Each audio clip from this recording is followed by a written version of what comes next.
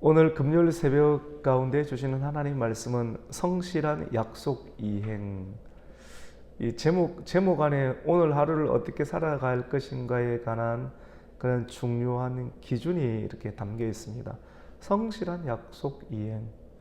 아, 예수를 믿는 사람, 또 하나님을 따라가는 사람들은 성실해야 하는구나. 그리고 또 약속을 지켜야 되는 것이구나. 이런 두 가지 내용이 함께 담겨 있습니다. 우리 힘으로는 참 따라가기 힘들죠. 그래서 항상 기준을 우리가 말씀을 통해서 발견하고 기준을 계속 새기는 것이 중요하죠. 맞죠? 그래서 계속 성실을 향해서 우리가 맞추어 나아가고 또 약속을 이행하고 준행해야 하는 하나님의 뜻을 우리가 계속 따라가는 사람은 반드시 점점 가까워지는 인생, 성취하는 인생을 살아갈 수가 있게 됩니다. 우리가 어제 말씀 가운데 식탁 교제에 관한 그런 부분을 보게 되었는데, 식탁 교제는 참 중요하잖아요. 우리가 누구와 식탁 교제를 할 것인가, 식탁 교제를 배설하는 사람, 사울의 식탁 교제, 사울이 왕으로 되어 있을 때 그 식탁 교제에는 그 식탁 교제를 통해서 누군가를 죽이려고 하는, 밥 먹으러 가는 거 참 조심해야 되잖아요. 맞죠? 밥 먹으러 가는 거 참 좋은 것이지만도 그 식탁 교제에 들어가게 될 때 내 영혼이 죽을 수 있는 식탁 교제가 있고, 또 또 다른 식탁 교제에 들어갈 때 우리의 영혼이 생명을 얻게 되는 그런 식탁 교제가 있습니다. 사울이 배설하는 식탁 교제에 다윗이 분별력 없이 들어가게 되었더라고 하면 다윗은 죽음을 맞이하게 되었을 것입니다. 사울은 자기 왕권을 유지하기 위해서 하나님의 기름 부음 받은 자들을 죽이려고 하는 그런 식탁 교제죠. 식탁 교제에서 요나단이 다윗이 참석하지 아니하는 상태에서 사울과 군대 장관이었던 아브넬, 그리고 요나단, 이 세 명이 함께 식탁 교제를 하게 되었는데 왜 이 자리에 다윗이 나오지 않았는가? 이런 질문에 요나단이 대변하게 되죠. 누군가를 대변하는 것은 성령님의 은혜입니다. 성령님을 헬라어로 파라클레토스, 변호자, 위로자, 대변자. 대변하는 것은 책임을 함께 공유하는 것이고 함께 그 길을 가겠다라고 하는 것 아니겠어요? 지적하는 사람은 많지만도 대변하고 변호하는 사람의 숫자는 참 적습니다. 성령님의 은혜를 입으면 함께 변호할 수가 있겠죠. 요나단은 참석하지 아니한 다윗을 변호하다가, 다윗이 무슨 죄가 있습니까? 다윗에 대해서 변호하다가 그 변호하는 소리가 참 듣기에 거슬렸던 사울은 자기 아들이었던, 앞으로 왕이 될 수 있는 자기의 후손이잖아요. 자기 아들이었던 요나단 왕사에게 폐역무도한 계집의 소생아, 네가 어떻게 그렇게 할 수 있느냐? 저 다윗을 도와주는 것이, 다윗을 세워주는 것이 너와 너의 어미를 부끄럽게 하는 것인지 알지 못하느냐? 폐역무도한 계집의 소생아. 아주 입에 담기 힘든 험한 욕설을 다윗에게 퍼붓고 요나단에게 퍼부었죠. 거기서 멈추는 것이 아니라 다윗을 향해서 던졌던 그 단창을 요나단을 향해서 다시 던져버립니다. 그래서 이러한 식탁 자리가 완전히 엉망이 된, 정말로 이 식탁은 개인을 위한 식탁이 아니라 매달 초하루마다 이스라엘 백성들에게 아름다운 그 축제의 자리를 이용해서 특별한 어떤 왕과 왕자와 또 이스라엘의 개국 공신들과 함께 식사를 나누는 특별한 축제의 자리인데, 이 축제의 자리를 개인의 사리사욕에 변질되는 그런 어떤 모임을 통해서 완전히 식탁 교제가 엉망이 되어 버렸습니다. 하나님의 축제도 엉망이 되고 거기에 참석한 많은 사람들의 심령 가운데 아픔을 주게 되었던 것 아니겠습니까? 그래서 밥 먹는 거 참 조심해야 됩니다. 누구와 함께 밥을 먹는가? 그 자리에 내가 왜 나가야 되는가를 잘 살펴볼 필요가 있습니다. 다윗은 그걸 분별했죠. 이런 식탁 교제가 있기 이전에 다윗과 요나단이 만나서 당신의 아버지 사울이 나를 계속 죽이려고 하기 때문에 식탁 교제, 매월 초에 있는 식탁 교제 자리 이번에는 내가 참석하지 아니할 거다. 참석하지 아니했을 때 다윗이 어디로 갔는가 물어보고 고향으로 매년제를 드리러 갔다라고 이런 이야기를 해라. 그 이야기를 들었을 때 사울 왕이 화를 내게 되면 나를 죽이려고 하는 계획이 있는 것이고 잘 그럴 수 있지, 잘 했다, 특별한 말이 없으면 내가 왕궁에 계속 남아 있을 수 있을 것 같다. 이렇게 둘이서 언약을 가지게 되었습니다. 그래서 요나단은 이번 계기를 통해서 아버지 사울이 다윗을 죽이려고 하는 그러한 완전한 계획을 이렇게 알게 되고 다윗과 약속하였던 그 약속을 생각하고 이 약속을 실행할지 안 할지를 결정하게 됩니다. 아버지의 뜻을 따를 것인가? 자기 육신의 아버지의 뜻을 따를 것인가? 아니면 다윗과의 약속을 지킬 것인가? 다윗은 선하잖아요. 공의로운 길을 갔지 않습니까? 근데 아버지 사울은 공의롭지 않았으며 정의롭지 않았으며 사람을 죽이려고 하고 그의 마음에는 악신이 들렸고, 근데 육신의 생각을 하게 된다고 하면 아버지의 뜻대로 다윗을 잡아오고 죽이면, 지금 다윗은 어디 있습니까? 에셀 바위 근처 들판에서 숨어 있습니다. 다윗은 요나단과 생명을 걸고 약속을 했기 때문에 요나단이 어떤 태도를 취하는가에 따라서 다윗을 멀리 보낼 수도 있고 아니면 다윗을 잡아오게 할 수도 있는 어떤 중요한 선택의 기로가 요나단에게는 있습니다. 다윗의 생명은 첫 번째는 하나님에게 있지만 또 두 번째는 요나단이 어떤 태도를 취하는가에 따라 다른 것 아니겠어요? 요나단은 지금 선택을 해야 됩니다. 내가 내 앞길을 위해서 다음 왕자의 자리, 왕의 자리에 탐욕의 눈이 멀었다라고 하면 아버지의 뜻을 따랐을 거예요. 악한 사울 왕의 뜻을 따라서 지금 나와 언약을 맺었던 다윗이 에셀 바위 근처에 숨어 있으니 군사들 보내서 다윗을 잡아와라. 이렇게 할 수도 있고 아니면 신실한 마음을 가지고 다윗을 살려서 흘려보내게 될 수도 있습니다. 그렇게 되면 자기에게는 후환이 되겠죠. 맞죠? 요나단은 다윗과의 약속을 지키려고 합니다.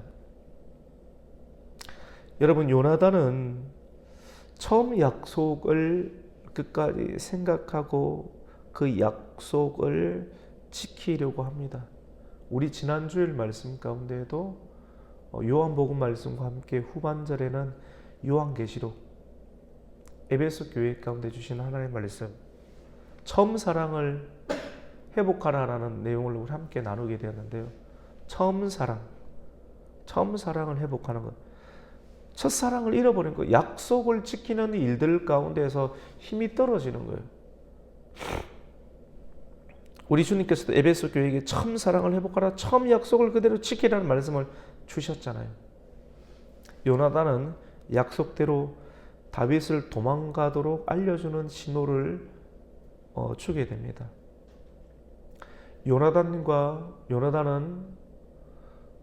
아이 한 사람을 데리고 가서 화살을 쏩니다. 처음에 약속이 되어 있던 그런 신호는 어떤 신호인가? 화살을 이렇게 쏘아서 화살이 어느 정도 지역을 지나가게 될 것 아니에요. 다윗은 지금 에셀 바위 근처에서 숨어 있는데 다윗이 숨어 있는 에셀 바위 근처로 요나단이 화살을 쏘고, 그러면 화살을 쏘았을 때 떨어진 화살을 아이 보고 주워 오게끔 했을 때, 아이야 화살이 이쪽에 있지 아니하느냐라는 소리를 듣게 되면, 다윗이 바위 근처에 숨어 있다가 이쪽에 있지 아니하느냐는 소리를 듣게 되면 식탁 교제 안에서 다윗을 죽이려고 하는 마음이 없다라고 하는 신호고, 화살을 쏘았는데 멀리 쏘아서 아이가 그 화살을 주우러 갈 때, 아이야 뒤에서 화살이 너의 앞쪽에 있지 않느냐, 있지 않느냐라고 이야기를 하게 되면, 멀리 아버지가 너를 죽일 계획이 있으니 멀리 도망가라 라고 하는 암호 신호로 알았습니다. 왜 이런 일들을 하느냐면 다윗과 요나단 사이에 특별한 관계인지를 알고 사울이 첩자를 주변에 쫙 심어 놓았다는 것. 그래서 이런 음모나 암호 신호로서 다윗의 거취가 어떻게 할지를 미리 둘이서 약속 가운데 정해 두었다는 것을 20장 부분에 나와 있음을 우리가 보게 됩니다. 요나단은 화살을 쏘게 되는데, 내가 지금 쏘는 화살을 통해서 다윗이 살지 죽을지를 나타나게 되는 거예요. 어떤 화살을 쏠 것인가? 만약에 요나단이 딴 마음을 품고 원래의 약속을 어기면서 화살을 작게 쏘게 되면, 이쪽으로 가까운 곳으로 쏘게 되면, 다윗이 그 화살을 보고 마음의 안심을 가지고 나오게 되면 군사들이 와서 잡아갈 것 아니겠어요? 맞죠? 내가 쏘는 화살에 의해서 누군가를 살릴 수도 있고 죽일 수도 있다라고 하는 사실입니다. 약속을 성실하게 이행할 것인가, 아니면 내가 살기 위해서 이 땅의 안락과 쾌락과 내 만족을 위해서 하나님과의 약속을 던져버리게 될 것인가? 우리는 요나단과 다윗의 약속의 모습들을 어떻게 이행하는 걸 보면서 화살을 쏘는 그 요나단의 마음, 그 마음이 얼마나 갈등이 있었으며 갈등을 어떻게 이겨냈는지, 이런 모습들을 보면서 오늘날 우리 그리스도인들이 아무도 보이지 않는 곳에서, 그리고 수많은 이익과 하나님의 공의 사이에서 내가 어떤 선택을 하게 될 것이, 어떤 화살을 쏠 것인가, 내 입에서 나오는 수많은 말의 화살, 내가 손으로 버튼을 누르는 이 버튼에 의해서 어떤 결과가 일어날지, 이런 선택에 관한 부분들을 말씀을 통해서 생각을 하게 될 것입니다. 요나단은 저기 여러분 화살이 쏘았을 때 뭐 1km, 2km 가는 화살이 아니잖아요. 기껏 해봤자 많이 쏘아봤자 100m, 더 많이 옛날 화살 정도 한 150m까지 가겠어요. 오늘날 국궁도 이렇게 한 150m 내려 보내는 거 쉽지가 않기 때문에, 기껏 해봤자 고대 시대니까 한 100m 많이 보내봤자 100m 정도 될 거예요. 그래서 지금 화살을 쏘고 관역을 연습하는, 활시 연습하는 왕자니까 밑에 있는 부하에게 화살을 주어오게끔 하는 그런 장면이에요. 드디어 화살을 쏘았는데 에셀 바위가 훨씬 지나가도록, 그래서 화살을 주어오게끔 하는데 뒤에서 요나단이 아이야 화살이 너의 앞쪽에 있지 않느냐. 앞쪽에 있다라고 하는 것은 이미 계획된 약속의 신호 가운데 아버지께서 너를 죽이려고 하니 너는 멀리 도망을 가야 된다. 하나님의 뜻을 따라가야 된다. 이런 의미이지 않습니까? 미리 알려주는 거예요. 그리고 아이는 그 화살을 찾아서 돌아왔을 때 먼저 아이를 돌려보냅니다. 너는 다시 왕궁으로 돌아가 있으라. 내가 덜해서 조금 생각할 것이 있다. 주변에 아무도 없다라고 하는 것을 확인하고, 사실 굉장히 위험하잖아요. 그 아이를 먼저 보내고 난 이유 가운데 요나단이 다윗을 만납니다. 다윗과 만나서 끌어안고 포옹하기 전에 다윗은 오늘 말씀 가운데 보면 요나단을 향해서 3번 절했다. 오늘 우리 41절 말씀 보면 아이가 감에, 요나단이 먼저 보냈잖아요. 비밀이 누출되면 안 되니까 아이가 감에 다윗이 바위 남쪽에서 일어나서 땅에 엎드려 3번 절한 후에 서로 입맞추고 같이 울되 다윗이 더욱 심하더라. 왜 이렇습니까? 그 뜻을 알았으니까. 아버지께서 너를 죽이려고 하는 거야. 아이를 먼저 보내고, 그리고 엎드려 왜 절을 하겠어요? 여러분, 요나단과 다윗처럼 보이지만 요나단은 사울의 아들이잖아요.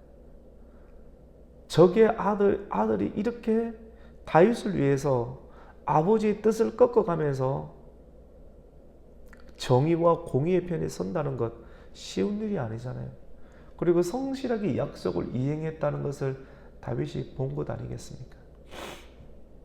근데 이전에 이 다윗과 요나단이 식탁 교제를 하기 이전에 들판에서 어떤 언약을 맺었느냐면, 요나단은 알았어요. 자기 아버지의 왕의 나라가 길지 않다는 것. 왜냐?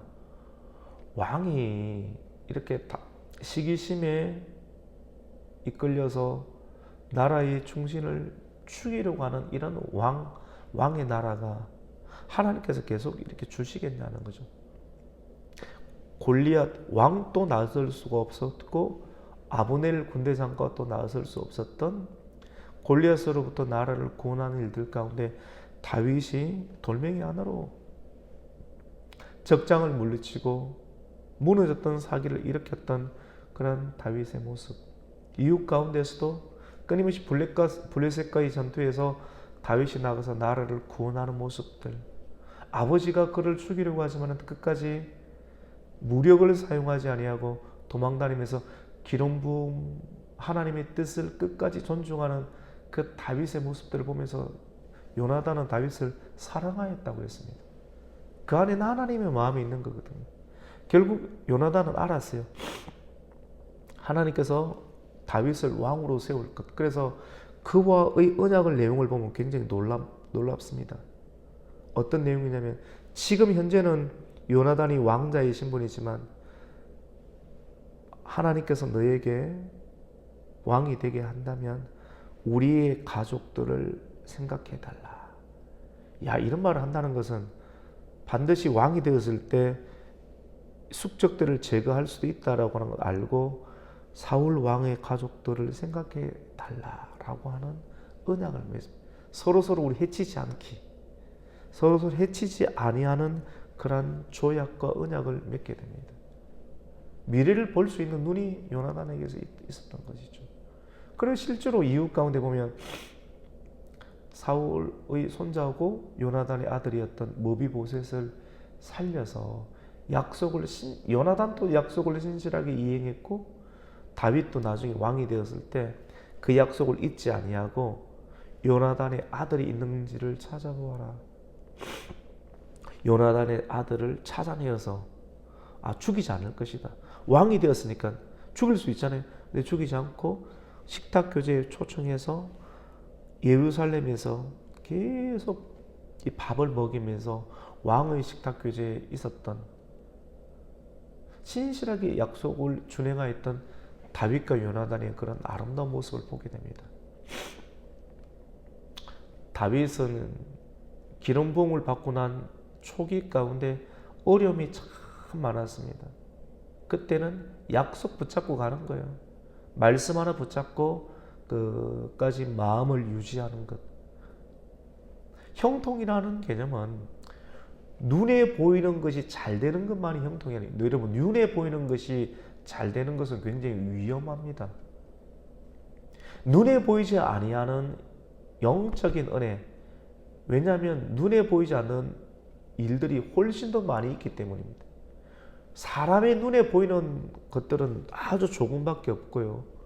눈에 보이지 않게 돌아가는 일들은 우리가 보는 것보다 보이지 아니하는 것들이 몇 배, 수천만 배 훨씬 많기 때문에 사람이 균형이 있는 인생, 성장하는 인생, 흔들리지 않는 인생을 살아가기 위해서는 보이지 아니하는 영적인 것을 볼 수 있는 영안이 필요합니다.